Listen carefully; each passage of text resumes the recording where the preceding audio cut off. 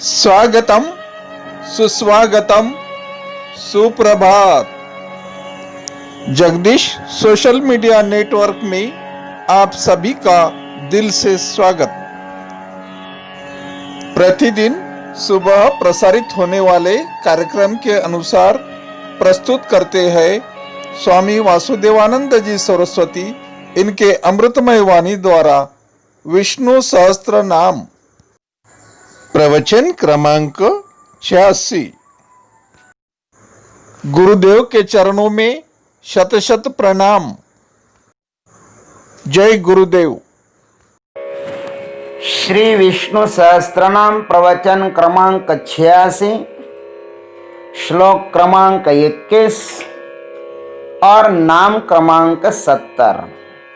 ओम त्र्यंबकं यजामहे सुगंधिं पुष्टिवर्धनम् उर्वारुकमिव बन्धनान् मृत्योर्मुक्षीयमामृतात्। समस्तजनकल्याणे निरतं करुणामयं नमामि चिन्मयं देवं सद्गुरुं ब्रह्मविद्वरम्। शान्ताकारं भुजगशयनं पद्मनाभं सुरेशं विश्वाधारं गगनसदृशं मेघवर्णं शुभांगं लक्ष्मीकान्तं कमलनयनं योगिभिर्ध्यानगम्यं वन्दे विष्णुं भवभयहरं सर्वलोकैकनाथम्। ईशानः प्राणदः प्राणो ज्येष्ठः श्रेष्ठः प्रजापतिः हिरण्यगर्भो भूगर्भो माधवो मधुसूदनः। ओम हिरण्यगर्भाय नमः। ओम तत्सत्। प्रजापति परमात्मा प्रजा का कर्मों के अनुसार सृजन एवं पालन करता है और संहार भी करता है। यह सत्य है, किंतु उस पर प्रजा का यह स्वामित्व क्यों आया? इसका उत्तर इस हिरण्यगर्भ नाम से देते हैं। हिरण्यगर्भ किसे कहते हैं? ब्रह्मांड रूप हिरण्मय अंड के भीतर ब्रह्मा रूप से व्याप्त होने वाले जो है ना, उसे हिरण्यगर्भ कहते हैं। भाष्यकार जी ने हिरण्यगर्भ परमात्मा की बहुत सुंदर व्याख्या की है। आइए इस पर चिंतन करते हैं। हिरण्मयांतवर्तित्वात् हिरण्यगर्भो ब्रह्मा विरंचिहि तदात्मा। ब्रह्मांड रूप हिरण्मय अंडे के भीतर व्याप्त होने के कारण सृष्टिकर्ता ब्रह्मा हिरण्यगर्भ है। उनके आत्मस्वरूप होने से भगवान हिरण्यगर्भ कहलाते हैं। और ऋग्वेद की श्रुति ने भी यही कहा, हिरण्यगर्भः समवर्तताग्रे। पहले हिरण्यगर्भ ही था।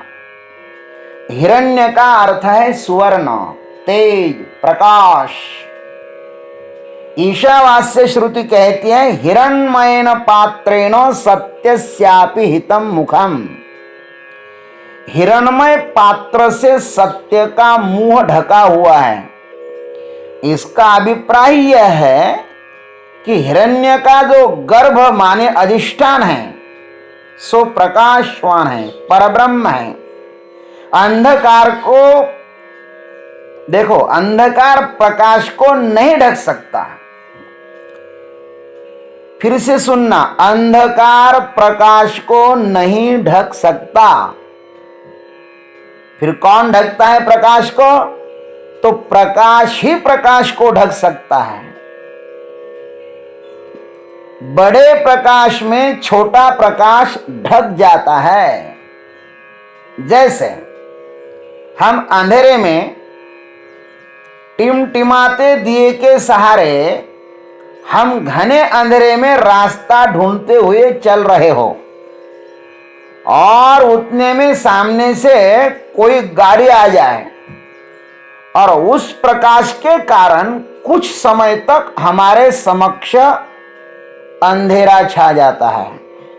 वैसा ही कुछ यह है कि प्रकाश ही प्रकाश को ढक सकता है। यह समूचा प्रपंच परमात्मा से ही प्रसूत होने के कारण प्रकाशमय ही है और इस अत्यंत प्रकाश के कारण परब्रह्म परमात्मा ढक गया है। भगवान ने स्वयं कहा है कि इस आदित्य में, चंद्र में, अग्नि आदि तेजस्वी वस्तुओं में जो तेज है ना, सो मेरा ही है। यदादित्य गतम तेजः जगद्भासयतेऽखिलम् यच्चंद्रमसि यच्चाग्नौ तत्तेजो विद्धि मामकम्।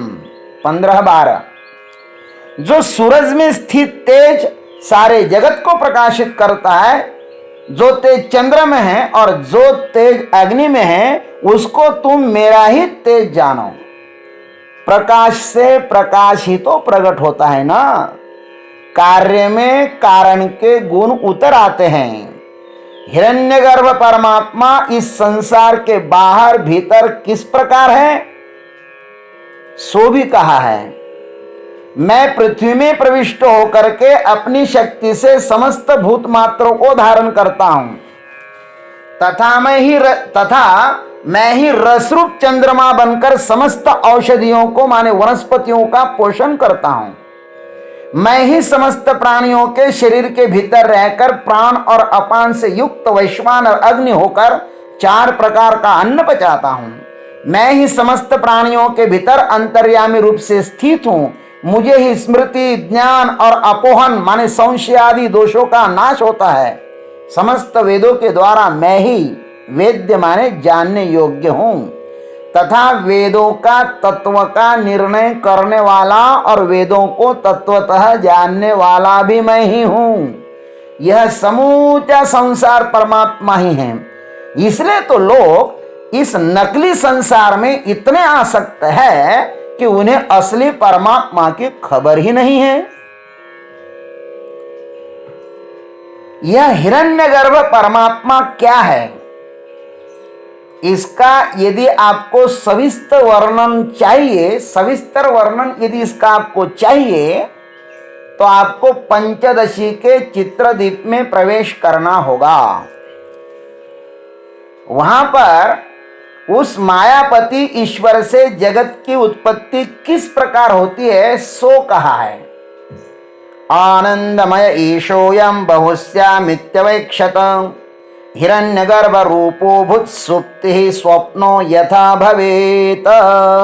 पंचदशी में बताया गया है जब जीवों के कर्म फलोन्मुख हो जाते हैं तब इस आनंदमय ईश्वर को जीवों पर अनुग्रह करने के लिए यह इच्छा निर्माण हो जाती है। उसे इच्छा निर्माण होती है। क्या होती है? तदैक्षत बहुश्याम प्रजा येति। छांदोग्य उपनिषद में कहा है मैं बहुत हो जाऊं। ऐसा इक्षण रूप संकल्प कर हिरण्यगर्भ रूप माने समष्टि सूक्ष्म प्रपंच धारण कर लिया। उन्होंने हिरण्यगर्भ रूप धारण कर लिया। हिरण्यगर्भ रूप माने समष्टि सूक्ष्म प्रपंच धारण कर लिया उस परमात्मा ने। जैसे सुषुप्ति ही स्वप्न रूप हो जाती है, ठीक ऐसे ही समष्टि सुषुप्ति अवस्थाओं का अभिमानी ईश्वर चैतन्य, उसको ही अंतर्यामी कहते हैं, मायावी कहते हैं, शबल ब्रह्म कहते हैं।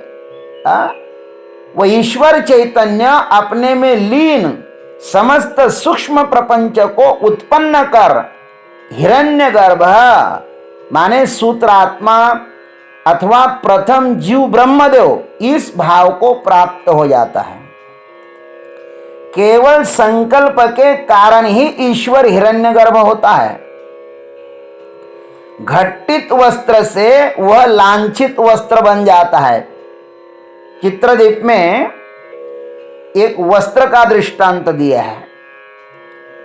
2 प्रकार के स्वप्न दर्शन के समान श्रुति में 2 प्रकार की सृष्टि बताई है। स्वप्न भी दो प्रकार के पढ़ते हैं ना, में एक युगपत स्वप्न और एक क्रम से स्वप्न। क्रमेण युगपद वैशा सृष्टिर्ज्ञेया यथा श्रुति, द्विविधा श्रुति सद्भावा द्विविधा स्वप्न दर्शनात्, पंचदशी में आया है। अब जिन्होंने भाई पंचदशी पढ़ी हो उनको तो ये विषय समझने में बहुत सरल जाएगा, और जिसको पंचदशी का नाम भी पता नहीं है उनको थोड़ा कठिन जाएगा। लेकिन कठिन जाओ कि सरल जाओ, हिरण्यगर्भ परमात्मा का नाम आया है तो उसके बारे में तो मुझको कुछ कहना ही पड़ेगा। यदि न कहूं तो जानने वाले लोग कहेंगे कि ये तो आपने बताया ही नहीं। इसलिए अपने आनंद के लिए मैं आपको बता रहा हूं। दो प्रकार की श्रुतियां हैं। तैत्तिरीय उपनिषद में कहा है तस्माद् वा एतस्मात् आत्मनः आकाशः सम्भूतः।